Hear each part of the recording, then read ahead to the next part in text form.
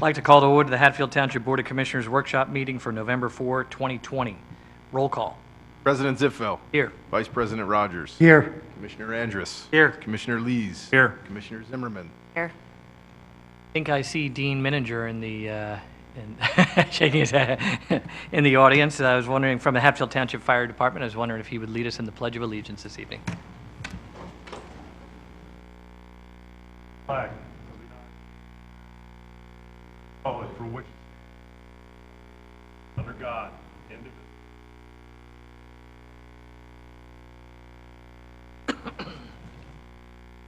Thank you, Dean, or whoever's behind that mask. All right, is there a motion for approval of tonight's agenda? So moved. By Commissioner Lees, Second. second by Commissioner Andrus. All in favor of approving the agenda before you, say aye. Aye. Opposed? Hearing none, we can move forward with that agenda. Citizens' comments. Are there any citizens' comments on agenda items only? Okay. Consent items. Is there a motion to enter into the record the consent items that are listed in your agenda? Motion by Commissioner Zimmerman. Second. Second by Vice President Rogers.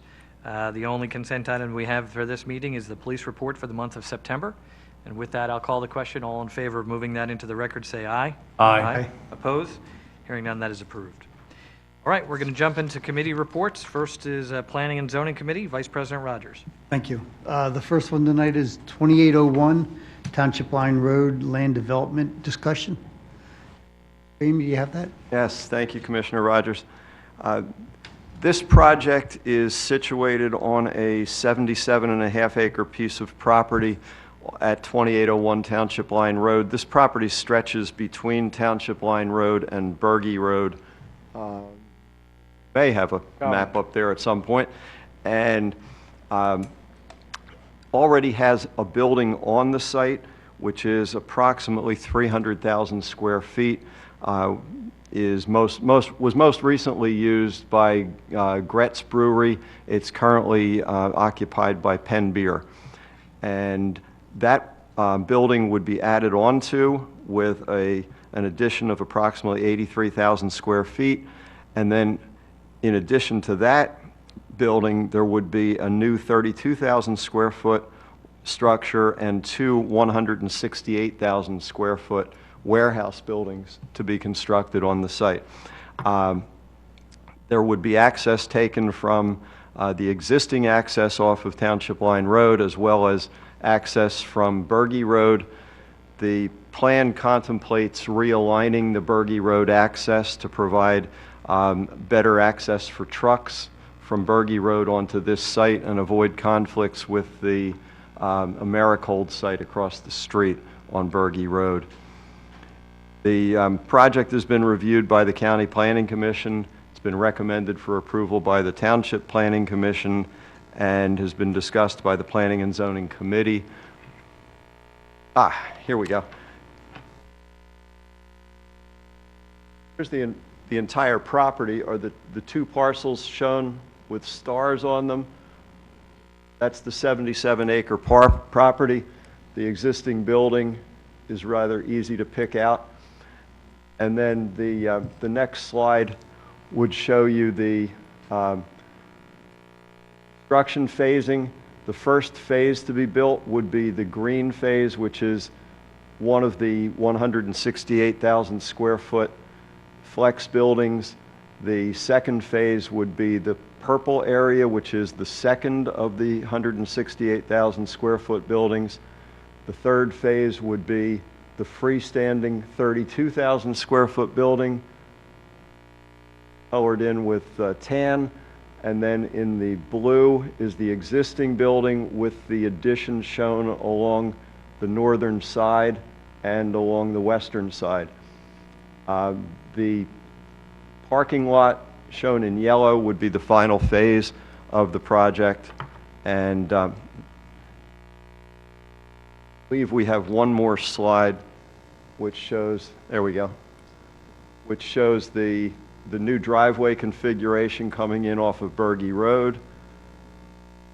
Shared driveway that comes back that would access the new buildings and also come back and provide a secondary access to the existing building on the site.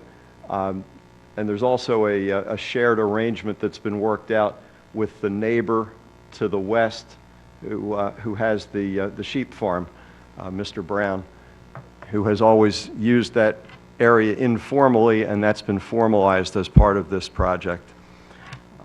We have review letters from the township engineer, from the landscape architect, from the traffic engineer, and from the fire marshal. At this point, and as stated when they appeared before the Planning Commission, all of the remaining comments either have or will be worked out. There are a number of waivers that are being requested, most having to do with technical items, a couple having to do with side slopes and basins and pipe size. The applicant is here along with his attorney, Amy Farrell, and engineer Jeff Bevins. Any one of them would be available for any questions that the board might have, either of them or of me or Mr. McAdam. I'm expecting a few questions. Does one of you want to come up to the podium? Might be easier.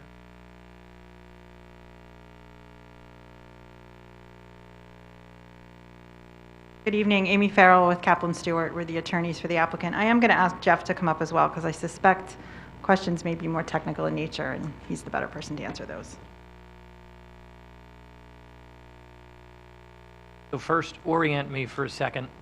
The current entrance is right around, Ken, go back to the other one if you would, or Aaron, go back to the, either one, that or the colored one.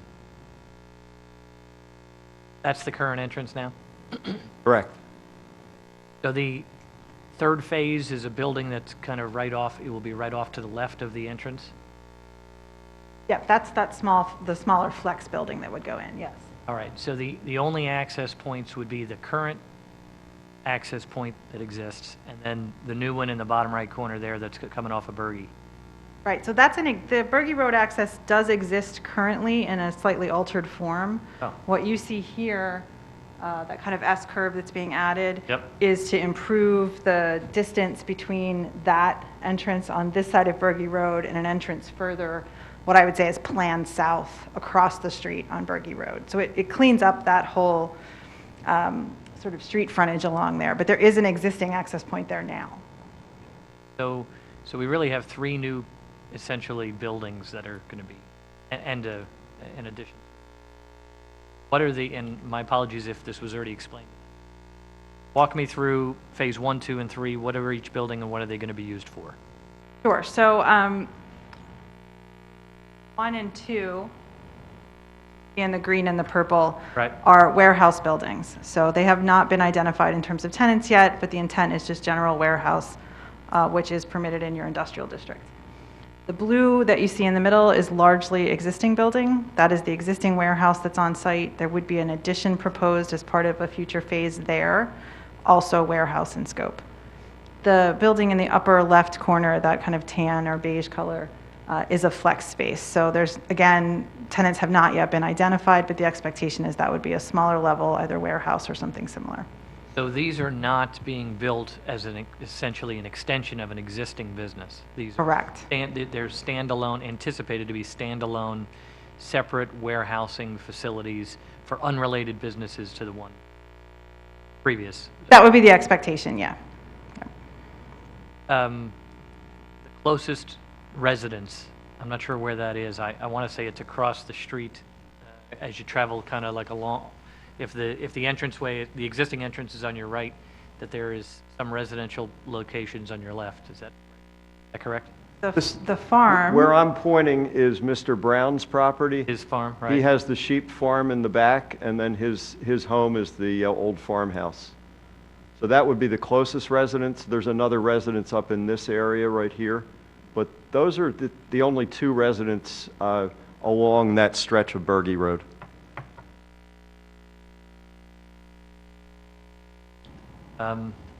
Other questions? So the existing building for, is it Penn Beer? Yes. The addition, is that for them, or they're not planning on staying there? I don't know that we know the answer to that yet, although I do have the owner's reps here. They may have more current information on that than we do.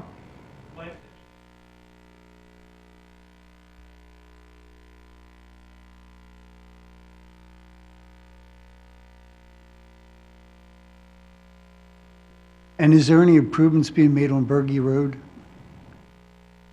In terms of the traffic improvements? Correct, yeah. Yes, and we do also have, we have both Jeff and we have the traffic engineer here as well. They can get into more detail about what that is, but it's a little hard to do this backwards and forwards, sorry. I'm trying to make sure you can hear me, but I can see what's happening behind me. Where Ken is pointing right now, that's that S curve that I was talking about. That's a new drive aisle or driveway that's being added a little further north of where, if you could sort of point south of that, where the existing entrance is. The existing entrance There we comes go. out right at the property line. So it's right at the corner of that property line currently.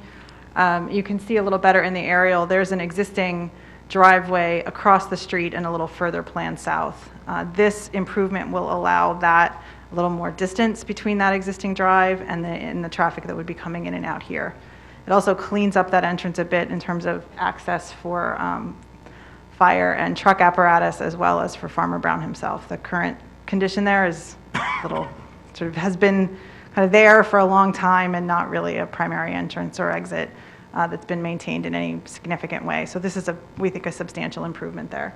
And there's no plan for any type of control point there, right? I No. think the place across the street has some kind of security or checkpoint before you can go in. There's a guardhouse on the Americold property, but I don't think anything like that is contemplated for this property. Correct. That new driveway, the S1, wide enough to anticipate, say, a tractor trailer that would be able to maneuver in? Yes, yep, the idea is that that would become a primary entrance and exit. It currently is used that way, it's just not really designed for it. This will be designed specifically for that. And it's been also reviewed, of course, in addition to the township engineer, the traffic engineer, fire marshals, we've had to take a look at it as well. So the intent is that the access through there will be substantial and significant for any kind of truck, including emergency vehicles. That existing, Yes, the current drive opening, yes, that goes away and everything moves a little further sort of planned north where you're seeing it now. Walk me through because it looks like at least 3 different locations, if not more than that, of parking on the property as a whole. Have an expected number of parking at each of these? Each one is near an individual. Proposed number already on how many parking spaces there would be at each location? Yes, and I don't know if, I don't have those specific numbers, but one of the things that we did as we were looking at this was, particularly because we're looking at doing it in phases based on, what interest you may see and who may come forward first, is that each of those phases will be standalone.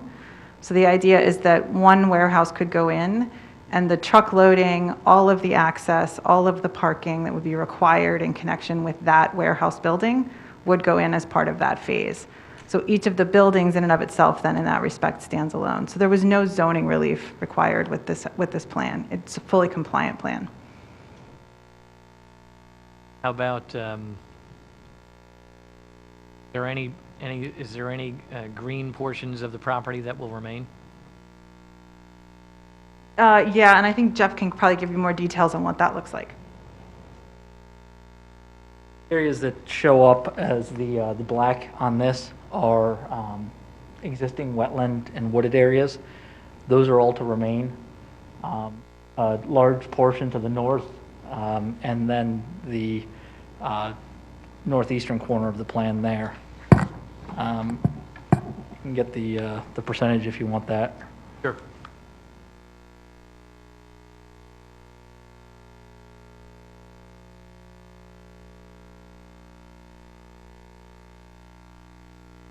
So about 33% of the property is going to remain green on the proposed condition.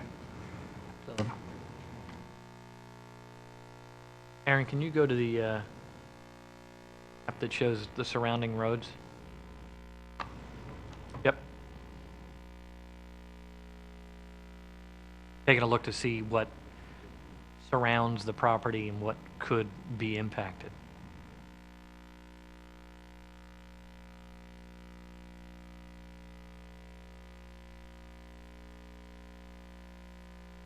Other questions from commissioners or residents? setbacks out on there?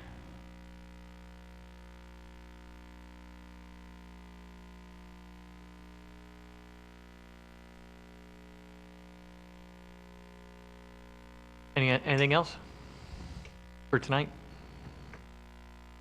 And this would be put on our agenda for the next meeting then to act on? This could be, if the solicitor can prepare a resolution in time, this could be on your agenda for the 18th. Yes, I'll stay up to 3 tonight, make sure it gets. I knew you would. I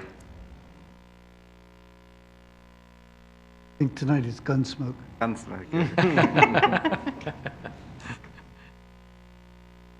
Thank you. We're going to, if we get it done in time, we will move this to our next meeting's agenda. Great, I appreciate it, thank you. And in the meantime, if we have any questions, we'll do it through Ken or Aaron. Yep, thanks. All right.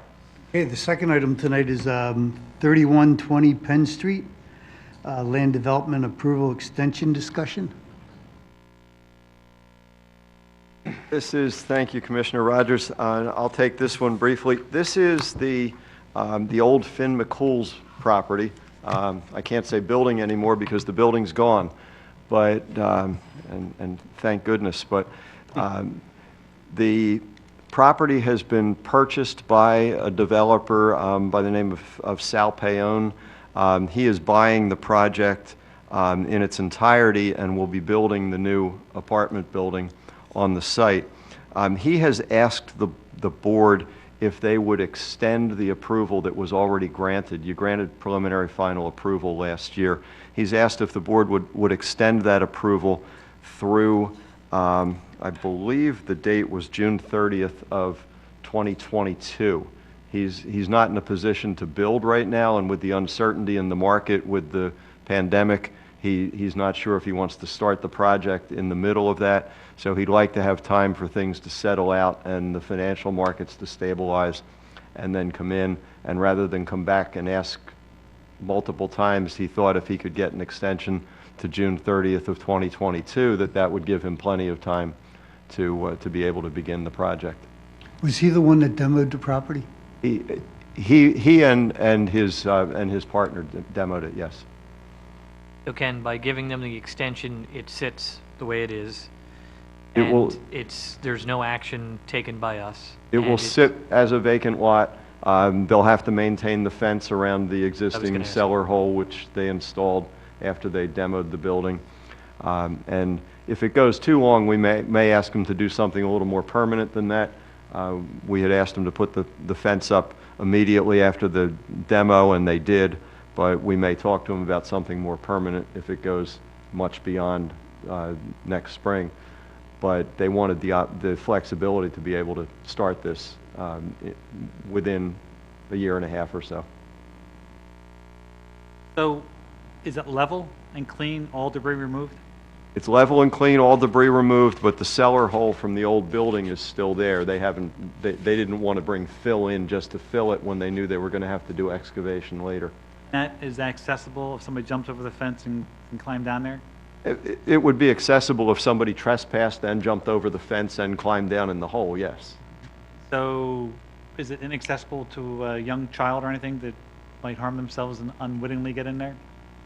Secure enough to prevent that from happening? It's secure enough to prevent that from happening. I think it's a maintenance issue. We'll have to keep up with it to make sure that they maintain it in that state. If someone is harmed in there, who is liable for any claim That or would be the lawsuit? property owner, Property owner It's their only? property. Okay. private property. I just want to be sure that there isn't an avenue for someone to get injured. Someone who wouldn't know any different. Commissioner, on that note, prior to demo, we were having a lot of public safety issues back there with people breaking into the building. Right. Squatters, people dumping behind the building, a lot of issues. And thankfully, when Mr. Payon got involved, he made the demo happen for us in a matter of a month, where we've been waiting for years. Then the basement space, we were concerned that someone was going to just drive into that because trucks pull in there at night, Right. for whatever reason. So they did fence it, but all your concerns are valid, and we'll keep an eye on that, and maybe we'll go out there and do a quick assessment and let the property owner know that we have some concerns, and allow them to address those. Yeah, safety and maintenance. It's been such an eyesore for so long. Yep. For them to keep it looking good for that extent, you know, for what is almost an 18-month period of time would go a long way. All right, any other questions? Was this something that we want to table then until Well- next meeting? Is this something that we vote on now, or do we move it to the next meeting to vote? Next meeting, it's not ready for vote tonight. Tonight's just discussions. Yeah, it's even something like that, an It'll be- extension, we'd still have to do. needs a we'd resolution. still has to do a resolution and Needs do a it, resolution, and publish yeah. it. Okay. It'll be up till 4 AM. All right, so Bonanza's on after Gunsmoke. You're good to go. we'll move that to the next meeting as well. Yeah, that's it for tonight. Thank you. All right, Public Works Committee, Commissioner Lees. I don't have anything, Mr. President. Okay. Parks and Recreation Committee, Commissioner Zimmerman. I'll make up for both. Good thing, that lots of things are going on. Still having virtual yoga through November on Thursdays in the evening, 7 to 7:45, and you can get a charge. American Girl Craft and History for November is Josh Kendrick. Registration includes a craft kit, an activity and a video. Again, pick that up here at the Township building, and there's a $5 registration fee. Storytime series for November, the featured book is Thanks for Thanksgiving by Julie Marks. Storybook and 2 craft kits. You read the story and you complete and explore the kit individually or do it as a family. Registered participants can pick up their books and activity kits between October 21st and November 13th. Email pictures of the family reading and completed crafts by November 20th to be included in our November Storytime series post. Trivia night, Tuesday, November 17th, 7 to 8 p.m. Register your team and you'll participate via Zoom and Kahoot, and a prize if you win. And then this is a good thing we're going to be doing again, and it's especially relevant this year, I believe, is our giving tree. So that's going to help local families in need, and starting November 5th, which is actually tomorrow already. If you visit the lobby, you'll take a tag from the tree, funding gift, return it back to the Township building unwrapped anytime before December 2nd. And if you have any more, call the Township building here. For October, we did our virtual pumpkin decorating contest, and just a big thank you to everybody who participated and submitted photos. And our Parks and Recreation Board and the staff members, we all voted on the winners, and we had several categories. We did funniest pumpkin, best carving, most creative, most colorful, best theme, and best smile. So we had several winners for each of those categories, and you should be able to find them on the website if you want to take a look at those winning. That was anonymous voting, right? Anonymous I voting. just wanted to make sure. They were very well done, the pumpkins. And then we are going to do something with our very popular pickleball court. And Aaron, you Sure. Thanks, Commissioner. Commissioners, as you know, we've discussed this last year during our budget meeting, and then this year as well during our budget meeting. I have some pictures just to illustrate our discussion. We all know our pickleball courts that used to be our tennis ball courts, next to the basketball court, across from the dog park, down at the aquatic center. I think that's specific enough. Roughly 5 years ago, a group of residents came in to our budget session, actually, and asked if the commissioners would be willing to install some pickleball courts. And we realized there was a significant need for them, and the commissioners supported a quick conversion of the tennis courts into this pickleball facility. And Public Works Department did the work in-house. They did a very nice job. They essentially painted it, striped it, and put the nets in. But now, in the meantime, this league has grown, and if you've ever been down there on a weekday in the spring, summer, and early fall, it's packed, and it's pretty neat to see. It's one of our more utilized facilities here in Hatfield. So last year, we budgeted to upgrade this facility for this year. Like we've done in the last few meetings, when we have a capital purchase that exceeds a certain threshold, the auditors and the best practice says that it's something that you want to talk about specifically rather than just listing it in the list of bills. So you can see the cracking is pretty significant. We've also had some evaluations from our risk management team and our insurance trust, and obviously it's something we want to fix. So we found a local vendor, actually a Hatfield resident, and the quotation's in your packet for top of court. It's roughly $75,000, and it's going to give these pickleball courts a brand new surface that will last roughly 20 years. So we know it's popular, we know it's a need, and it took us a few years to finalize it and get it to where it needs to be, but thankfully they've had these courts, they've been using them, and now for the next 20 years, it's going to be a really nice surface and a nice amenity over there in the community park here behind the Township building. So an invoice will be, or quotation will be on the board's agenda in 2 weeks for formal approval, but like I said, it was budgeted. We went through this publicly a few times talking about these, and there'll be a lot of Hatfield residents very excited to see these new courts that will be done by spring of '21. So next time they're reopened, they'll have a fancy new court.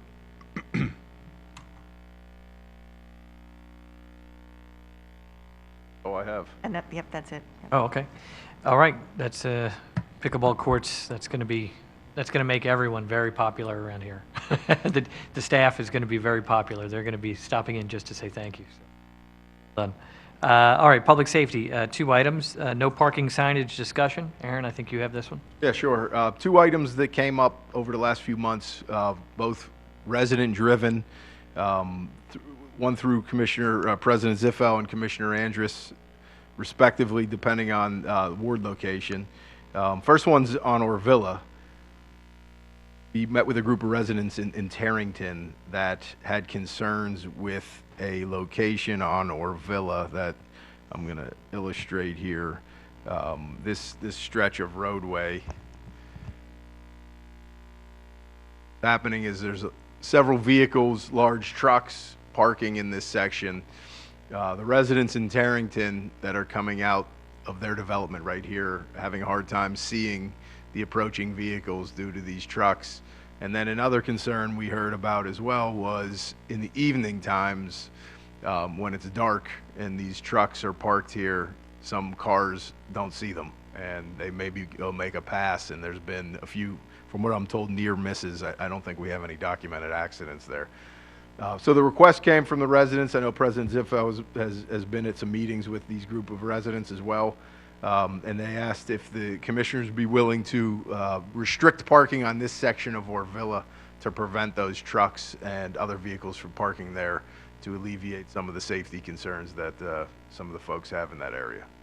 Was that just no truck parking? Is that what they're asking for? Just no parking, period? The discussions have been no parking, period, as of this point. Ever intended for parking? Hard to tell, truthfully. It's a very wide, it's a wide really road. wide It is very shoulder. That's just right outside of Giant, right? Yep. Correct, yeah, Giant's right here, over there. Yep. It's a very wide shoulder, and over the last year or so in particular, it seems like it's a hot spot to park box trucks. Overnight? Yeah, for a While they're whole waiting to weekend. deliver in the morning? Yep. Yeah. Deliveries are regularly, now, I'm not talking about just short deliveries. I mean, they stop there and they rest there. People literally park there They- all yeah. night. Oh, Yeah, they'll jump into sleep or whatever. and So it is Breaks, they can run in the become a morning. danger coming and going in that direction. I hadn't even thought about the at night portion of it, but I could see that especially. But when you're pulling out of the Giant, and then as you're trying to, if you're in Tarrington, you're at that the closest entrance, and you're trying to make a left, which is a tough thing to do in the first place on Orvilla, that makes it much more difficult. Right. So I would, Which striping we would do? Yeah, I think initially short-term signage, and then we could do some of the, like the engineers call those. Or that- marks. what's up, Brian? Yeah, the hashes, Yeah. some type of symbol that shows that you can't park there. Not sure what Chief's term was, but. I said gore marks. I didn't know what Brian said. I was so concerned. So I would recommend that it be a no parking with whatever the markings they just described, and obviously signage. Parking with wide yellow lines. That's right. And the residents are fine with no parking at all. They just wouldn't be no truck parking. It would be just no parking at all. They're good with that. No parking at all. Okay. Now, there are residences right across the street thankfully, each of those residences, they all have kind of very deep driveways. And so it's not as though they will now be stuck parking along a roadway where there's no particular location for them. That was my concern, Yeah, Mr. President. they do. I haven't, but I will tell you that my recollection is that each of them has a drive that you drive into, and the house is set back reasonably far off the street, that you can definitely fit at least a good 2 or 3 cars onto each of the properties. I would think it'd even get a little more complicated when next year the road is done. Did you say next year? You mean next week? I heard it, I didn't know. We'll ask you for that update in a moment. I'm sure. So, Commissioners, as you know, process for a no parking restriction requires an ordinance to be advertised and then adopted by the board. So we have 2 items tonight that are under the same topic, 2 different locations. But if the board is interested in moving forward with this one, we just need a motion tonight to move forward with the advertisement of the ordinance, and then it'll be on your agenda in 2 weeks for adoption. All right, I'll as a chair, I'll make the motion for the no parking signage at that location. Is there a second? I'll second it. Second by Vice President Rogers. Any questions or comments, residents, commissioners? All right, I'll call a question. All in favor of that motion, say aye. Aye. Opposed? Hearing none, that is approved, and we can move forward with publication for an ordinance. And I think you have a similar item for Jerry's ward? Yep, another location. Commissioner Andrus was in discussions with some residents, a minor modification to an existing parking restriction on Forest Hills Drive off of Wimbledon Lane. Right now, there's no parking allowed at any time on this street, and the purpose of it initially was to allow school buses enough room to get through there safely.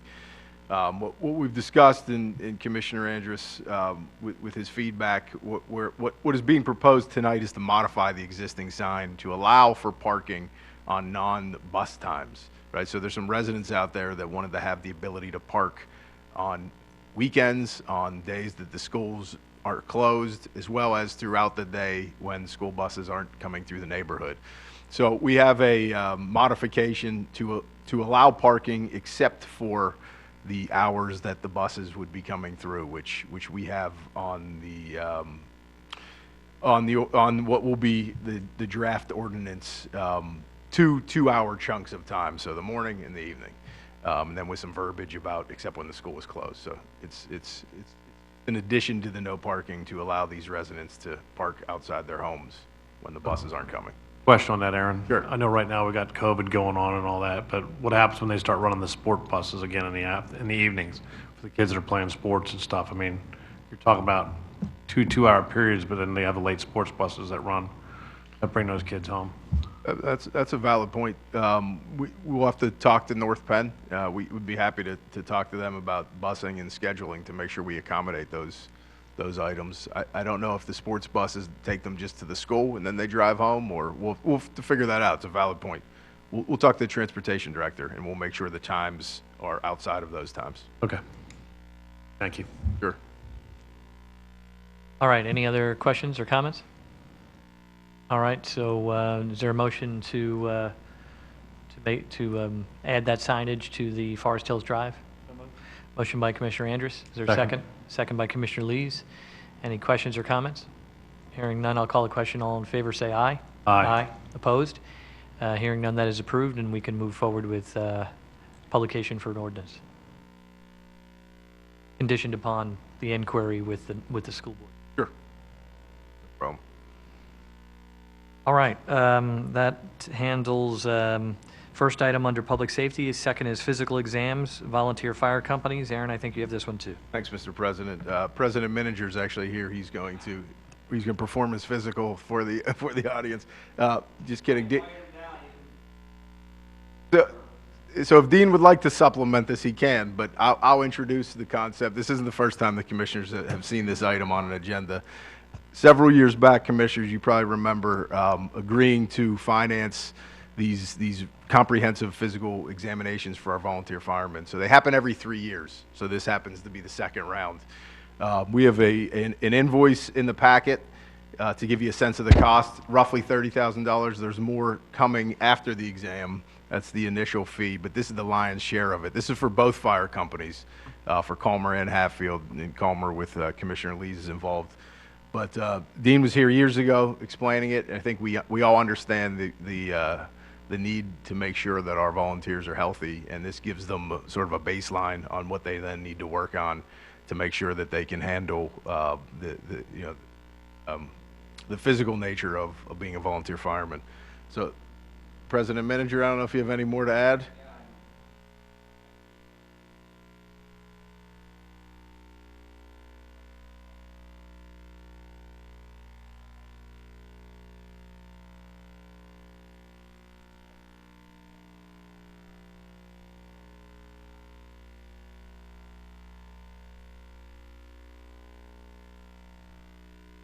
So the last time Colmar didn't do it, right?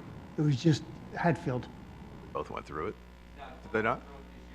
Palmer went through it this year. We did not go through All it right, before. yeah, I think that's a good correct. thing you guys are doing that.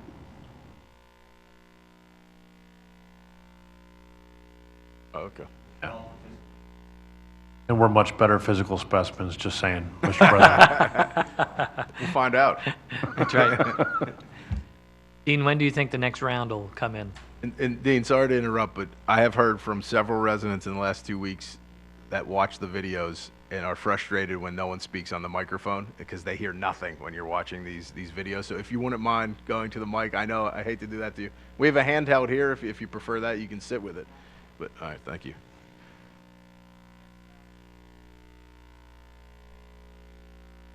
Oh, I thought this was most of the company and that there was a second round coming up that you're doing in batches. No, it'd be the next round would be 3 years from October. Okay, so this distribution will be for, it's not for, then it won't come before us for another 3 years. So this is everything? Correct, Okay. yes. I mean, So- we're supportive of it either way, but Yes, yeah, it's, like I said, it's a good thing. It really is. Definitely. It catches, the nurse, you know, if something comes up, she red flags it. She tells it, you know what I mean, hey, you gotta go see your physician or something, you know what I mean? So there's a nurse there, it's a qualified ER nurse. You know, you go through your eye exam, your hearing test, you get your EKG, you get your blood pressure, and then you do your fit test, and then you go through your stress test. So there's a lot you go through in, you know, that hour, and it's a good thing, it really is. So, that's, to us, it's a no-brainer. We completely agree with you. And it's the least we could do, so, yep. so it's working. I mean, you know, it's working good.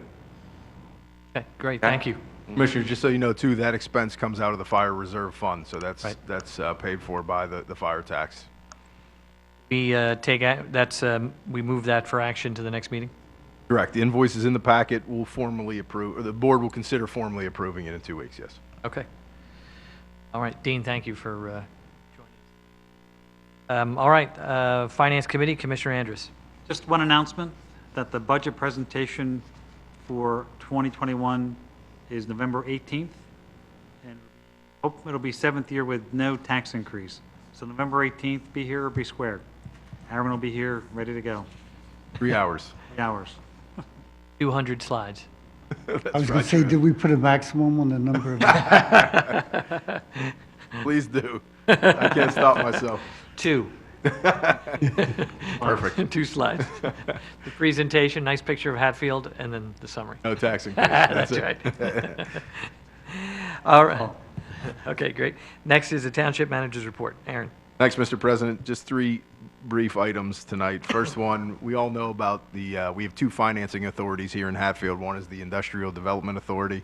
The other is the North Penn Health Hospital and Education Authority. All board members for these 2 authorities are appointed by the commissioners. We've had these groups in recent years, so we have got to know them somewhat. They have a project that's coming our way, so there's going to be a resolution in 2 weeks to approve a refinancing for Salis University that was initially financed through this authority several years ago. They're taking advantage of the lower rates. So a few reminders of these authorities. One, there's no liability, no expense at all to Hatfield Township taxpayers. The transaction, this one's going to be for a $14 million loan. The transaction generates a fee, which then goes to the authority, which is then reinvested into the Hatfield community. A few recent examples of that investment has been our employee gym, which this authority gave $20,000 toward last year. 2 years ago, the other authority, the IDA, gave $50,000 for the renovation of the detective unit in the Public Works facility. And then going back even more years, the IDA, when things were booming and these authorities were lending more money, and now it's been significantly limited through legislation on what is eligible.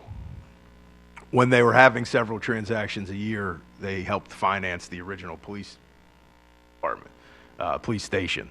So there's been a lot of examples throughout the community of where these groups have given back and reinvested it back into the community. So all of the proceeds from the transaction, remember, there's no money at all within the authority except for this fee that's being generated.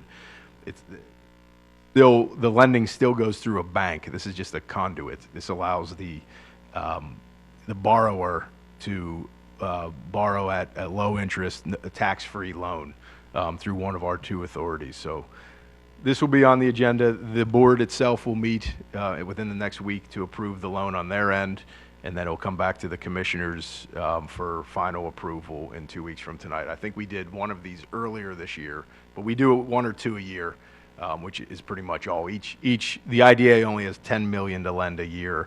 This authority has more, but we rarely get that many at this point. So probably be the only one for the rest of this year. So that's coming our way in 2 weeks. Second discussion, we talked about this last month, the sewer lateral inspection program that is being discussed. Next month, we will have Pete Dorney, the sewer authority director, and Paul Mullen, solicitor for the sewer authority, at our meeting to just continue discussions, provide some of the information that the commissioners asked last meeting. We met with them, and just to go over it some more. And just one piece of item too, I talked to Commissioner Andrews about this. You had asked how bad is the infiltration in our system in a rain event, and I talked further with Pete about this. I underestimated it significantly. In a large rain, it can be 6 or 7 times what is normally going through our pipes. So 700% increase during a rainstorm. It just, it tells you how much infiltration we have. The plant is only capable of holding a certain amount of flow. So when it gets to a certain capacity, there's a backup. I don't even want to get into it further. In a month, we'll talk about it with the experts who do it every day. So they'll be back. Again, no hard time frame for this. I think it just makes sense to continue the discussions, and we'll see where it goes. We'll take it one meeting at a time.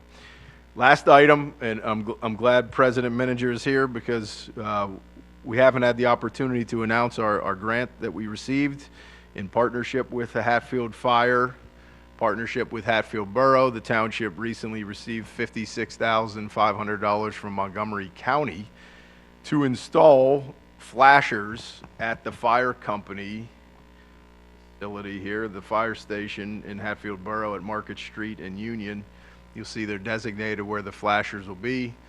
President Mininger had approached me a while ago about some of the issues they've been having when they're trying to get the fire trucks out, and people just being somewhat not polite and giving them the space that they need. So we kicked around some ways on making that safer, and thanks to Anton at McMahon who applied for the grant for us, and our partnership with Hatfield Borough, we were successful in the application. So local match is $6,000 for each, the township and the borough. So it's a $12,000 local match, which we agreed to split evenly, and $56,000. So I know Dean's itching to get this project rolling. There's going to be a push button located in the building. They're going to figure out the details, but this gives the volunteers the ability, when there's a call, press the button, flashers go on, cars stop, fire truck gets out safely. So we're hoping to move it forward quickly. We've been through the grant process. Commissioners are well aware of it. It takes some time. So the award just came out a few weeks ago. We've got to go through the process, but hopefully maybe in the spring we'll see that done. I'm not sure if Anton gave you a time frame yet. I can't remember what he said in the email, but early summer 21, so that's 24, 25 probably is when they'll go in. Just kidding, but we'll see that next summer. But a much-needed improvement and another successful grant application for us. Definitely much needed. Just more curiosity than anything. Is there sound as well as lights? Yep. No. Okay. Yeah.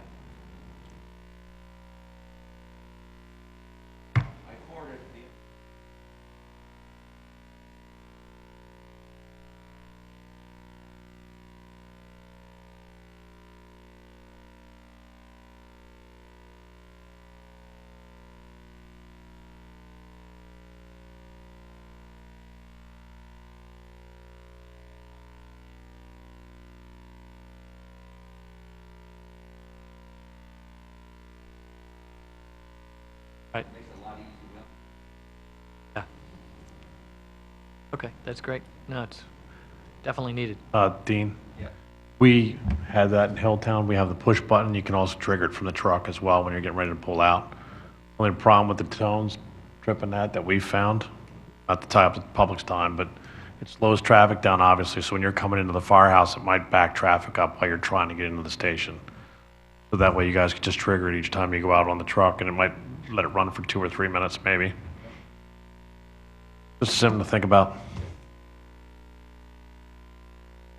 All right, anything else? That's all I have, Mr. President. Commissioners, thank you. Okay, Solicitor's report. John? Nothing to report tonight. Okay, that's good. Citizens' comments? Any citizens' comments? All right, seeing none, then next week, yeah, the 18th, will be our budget presentation, and please come out and join us. And with that, I'll entertain a motion to adjourn. So moved. Motion by Commissioner Lees. Second. Second by Vice President Rogers. All in favor of adjournment, say aye. Aye. Aye. Opposed? Hearing none, we're adjourned. Thanks for coming out, folks.